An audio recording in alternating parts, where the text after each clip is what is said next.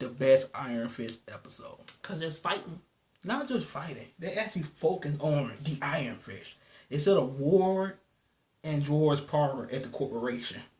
We were talking about this halfway throughout the episode, and there's something that I really want to just get off my chest. People have been saying this whole shit about Iron Fist, of saying like that things are taking too long to kind of get going and shit, but I think about that and I'm like, after that whole thing with what happened in Luke Cage with the whole him breaking into that what's name and getting all that money, all that drug money and shit. That shit was epic. After that moment, it kind of started dragging its feet, for just a little bit.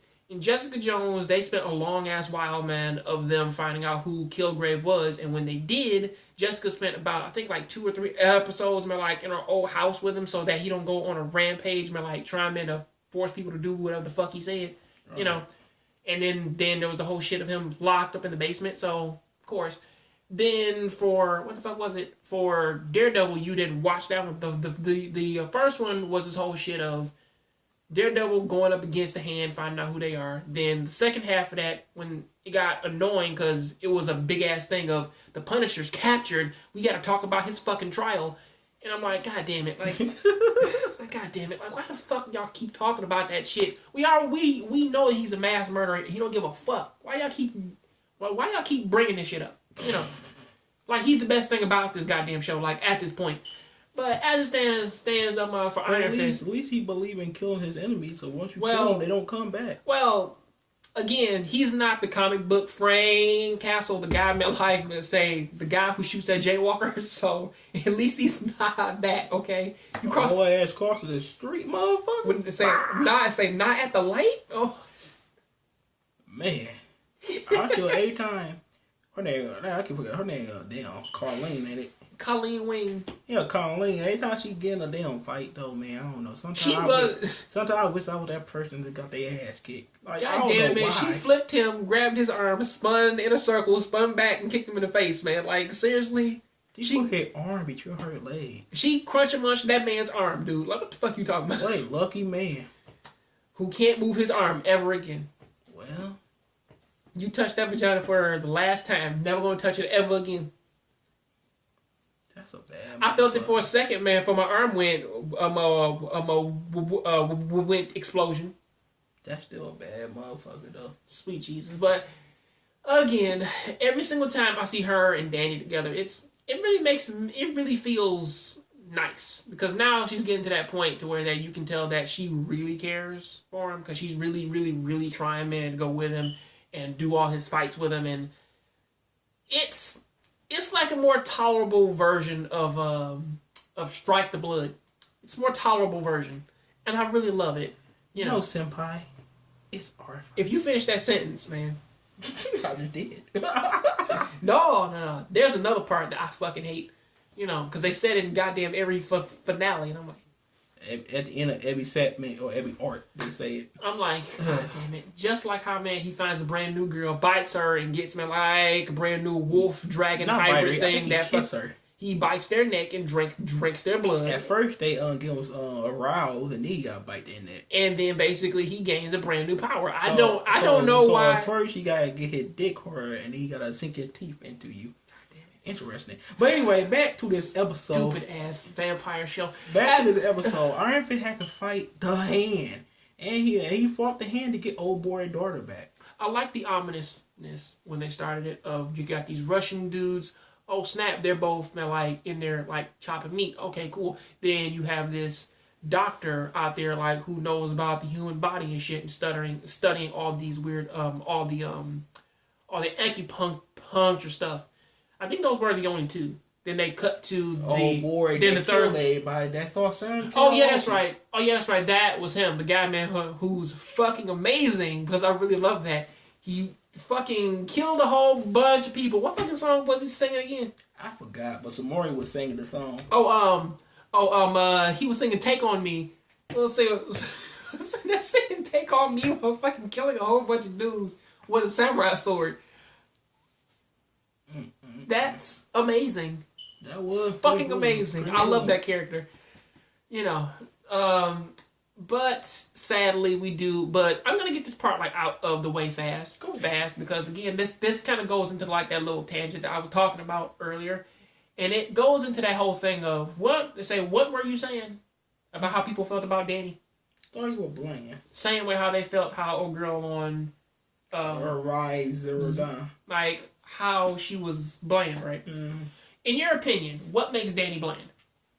Well, or people say that he's like more like a go with the flow, like he's not a strong leader.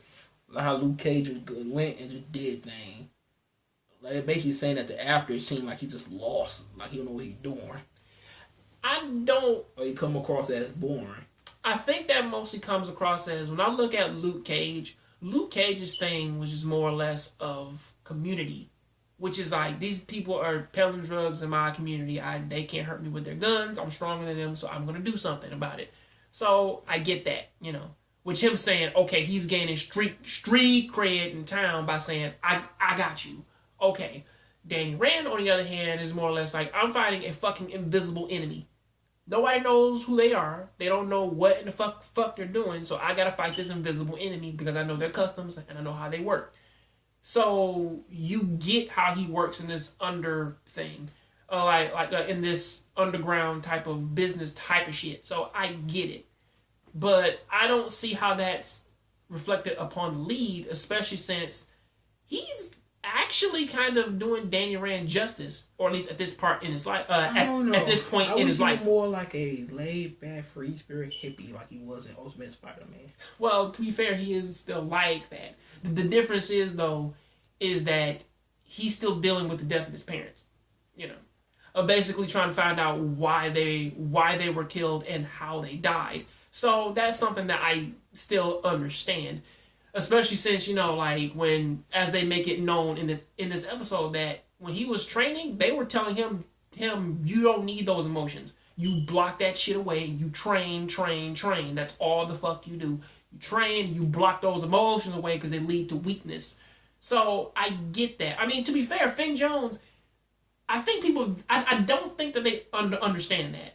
Because again, like, you understand like why Finn Jones is doing what he's doing, or at least why he's acting the way he is, right? Because at this point, Danny's still a hurt guy caught in between a ideology of you need to be the time, so you need to be Kunlun's guardian, or you be yourself, go back in town and find out what is going on with your parents. As they keep asking him the fucking question of, why aren't you in Kunlun anymore? Why are you here? His question is, well, he never answers the question. It's, I'm here for my own fucking reason. Which he's there to find out who killed his parents. And so many words. It's some Batman shit, but you get it. I'm still on his mom falling off the top of that goddamn roof. I'm happy that they're not showing that anymore, because that shit was getting comical as fuck. Like, come on. At first, like, oh, second time, third time. Like, stop showing me that, goddammit. But and Ward is a crackhead now. He's not a crackhead, man. Like, he's anxious as fuck. But like, but I'll lead into what I was saying, because I was just doing the build up here. But Ward shit is that after his heroin overdose, or at least like his overdose, like with all those pills and shit, Joy caught on to him, basically said, I'm worried. He said, I'm sorry, threw all this shit out. And in the process of that, well, he has to bring Danny to this little meeting and shit. But in the process of that, things get worse when he starts following Danny around, and they come across that dude's head in the truck that Danny punched all over the shit. Zeta the shit out that guy. Damn it. Yeah, we gotta look at Naruto. Watch. Fuck it. Watch. Say if you ever get the chance, he's talking about The Walking Dead, the Whisper War. Don't stop. Read the comic. In the comic. Okay. What did they do for her body? They never showed it, but it was also her and also King Ezekiel. So hopefully they don't kill him in the actual comic. Hopefully. Well, the TV show. But you know, but as it stands, Water's doing his shit. And after seeing that shit, he needs some relaxation, but he can't do it. So he's going so far to get pills. He can't get a refill at night because he needs those pills now. Tries to break his fucking hand and shit just so he can get pills from a fucking clinic.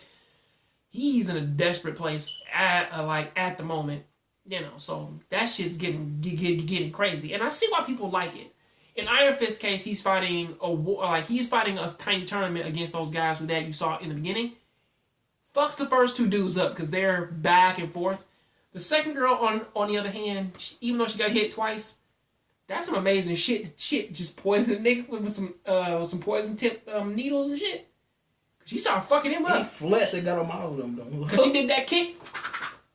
Like damn. I know, but then the last guy, he fucked him up. Well, he did pull outside, so he did get fucked up super heavy. Ultimate fist. He caught an iron fist to the heart, dude. I'm surprised that he ain't died, man. Like man, the black dude in fucking Resident Evil. Like, speaking of Resident Evil, I heard that last movie was garbage. That movie's always garbage. All those movies are fucking garbage. But as it stands, though, it's like... We gonna catch that shit on Netflix, though. Not Netflix. But as it stands, I say this in goddamn everything. I think that the reason... Well, people... Amazon Prime. It's kind of a clear-cut thing that people like the shit that is going on with Ward and the Meachums more than what's going on with Iron Fist. But the weird thing about that is... I was telling you about this, is that I think the reason why they don't like Iron Fist shit... They didn't like Daredevil Season 1. They said they were boring. And they love Season 2 of it, so hey... Well, Daredevil Season 2... was really good because the Punisher was there and he wasn't fucking around, and there was a lot of dialogue. Put Luke Cage. There was a lot of back and forth dialogue between the Punisher and Daredevil about should you kill or should you put them down. Say like should you or should you not kill, and it was a good back and forth there, especially between Frank Castle and Matt Murdock. So of course, but for this case, it's like the Iron Fist shit is like they're actually slowly starting to get into it, of like, because I remember someone saying like that they don't take Finn Jones seriously as a white guy who speaks Mandarin and knows martial arts and shit, and I'm like, I find him very serious because he's not that bad. I mean, again, like he's playing the role like the way how the story is kind of unfolding, right. Which is that you still see him as a hurt man who does know all this shit and has been training for 15 years. You do see his character like exuberant pain and shit, especially in this one when he was fucking focused. He felt like Iron Fist, a guy like who don't fuck around, who's really good at martial arts, and he doesn't lose. You feel that, but then when you get to like his personal side, like when he was preparing to get there and when he was leaving and talking to Ward and shit, you feel like he's a guy who's trying to find out what happened to his parents, and that's all that's on his mind, So he's interesting in that front. It's just the thing with Ward is like, I see how far he's going, but at the same time, it still feels... I want to say it feels very Wolf of Wall Street, because a lot of folks, they really love that fucking movie and shit, and it's basically like, it's a businessman, and it's enjoyable to watch him crumble under like his own pressure. That's what Ward's doing. I guess that's the thing that's making it that's keeping them interested, but as it stands, it's like I still like the Iron Fist shit more than that because, it has way more mysticism behind what's going on with what's the name, especially since that they're doing a lot of the flashback shit, right? Of have the Master there in the fight with him instead of just pull you out like in Tekken, in the Tekken movie. I can't fight this guy. He's kicking me in the face. What do I do? Flashback to my mother. You supposed to dodge, son. Dodge? I can do that. And then win. Like, ain't no shit like that. It's like, come on, man. Like, are you Danny Rand or are you Iron Fist? It's like, and he's having these conversations like with his master, and they think he's going fucking crazy.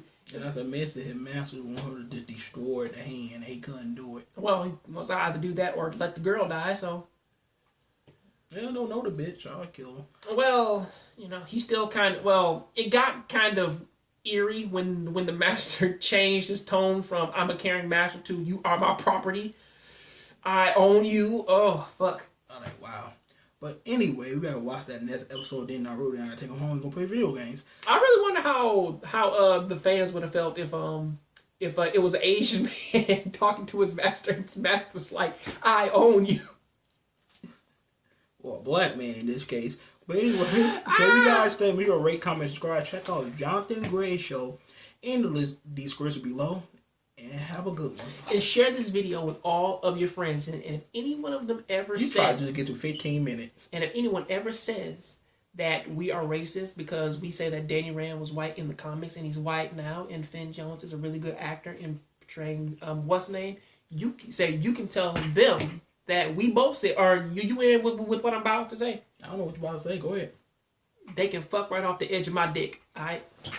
Wow. I'm not in with that. But have a good one, everybody. Peace out.